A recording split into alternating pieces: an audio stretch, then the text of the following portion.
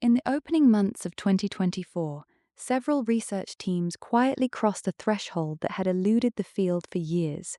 They showed that carefully doped sulfide materials could deliver practical lithium-ion conductivity at ordinary room temperature, removing the need for external heaters that had long complicated large-scale battery designs. The work centered on argyroidite frameworks and related sulfide lattices, where small additions of halogen or metal dopants rearranged the local atomic environment just enough to open fast diffusion pathways. One study replaced a fraction of the sulfur sites with chlorine while adjusting the lithium stoichiometry. The resulting crystals exhibited conductivities above 3 millisiemens per centimeter at 25 degrees Celsius, a value that previously required warming the cell by 30 or 40 degrees. Neutron diffraction revealed that the dopant ions stabilized a more disordered lithium sublattice, lowering the activation barrier without sacrificing the overall structural integrity.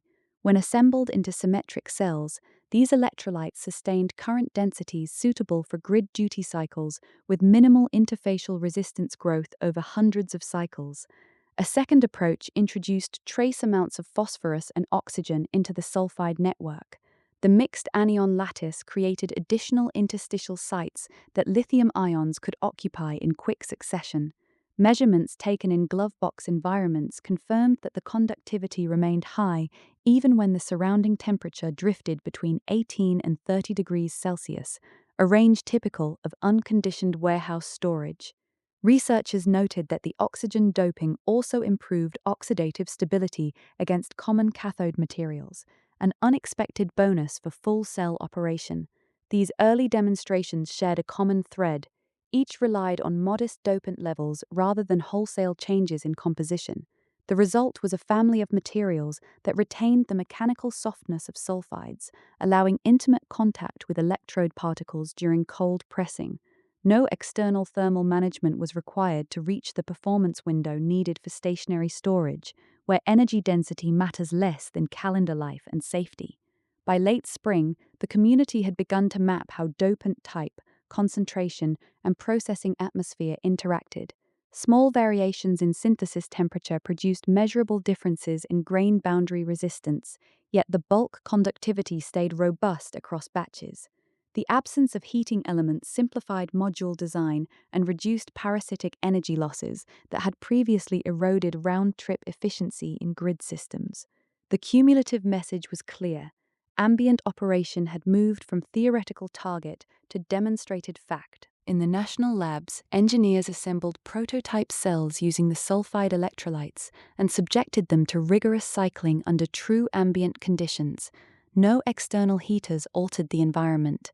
The cells ran at room temperature through 500 full charge and discharge cycles.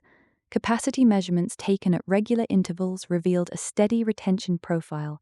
After the complete regimen, the prototypes still delivered 90% of their original energy storage. The tests used standard lithium metal anodes paired with sulfur cathodes. Electrolyte layers remained thin yet uniform. Grain boundaries that had shown minor resistance variations earlier produced no measurable drift in overall performance. Voltage profiles stayed flat across cycles. Internal impedance rose only slightly, confirming that side reactions stayed minimal without added thermal control. Engineers repeated the protocol across multiple batches to check consistency. Results aligned closely.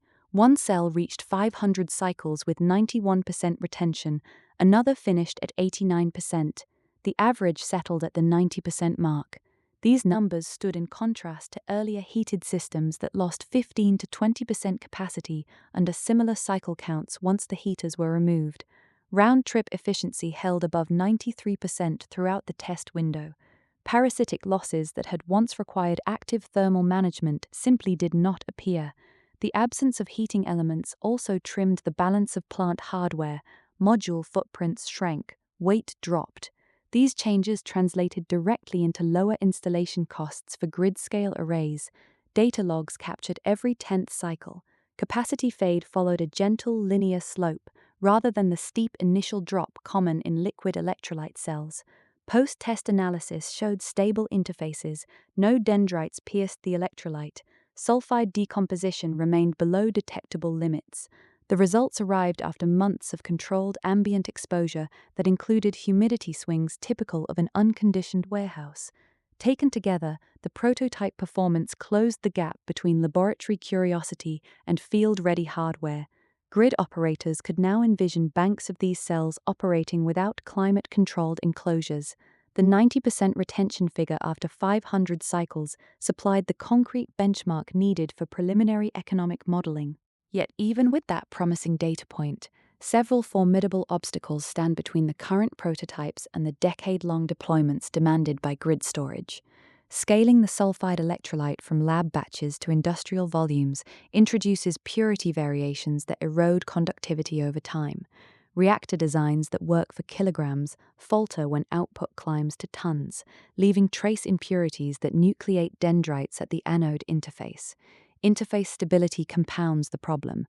The solid electrolyte interface grows unevenly under continuous cycling, especially when ambient moisture creeps in during assembly.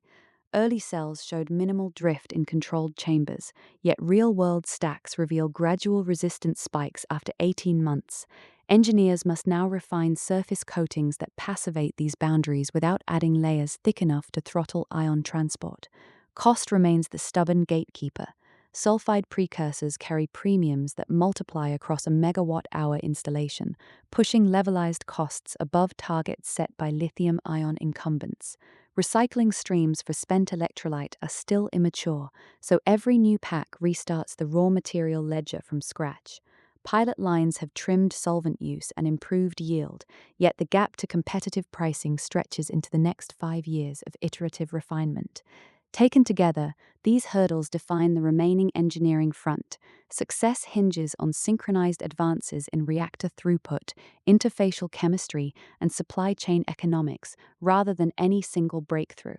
Until those elements align, ambient sulfide systems will stay poised at the threshold of widespread grid adoption.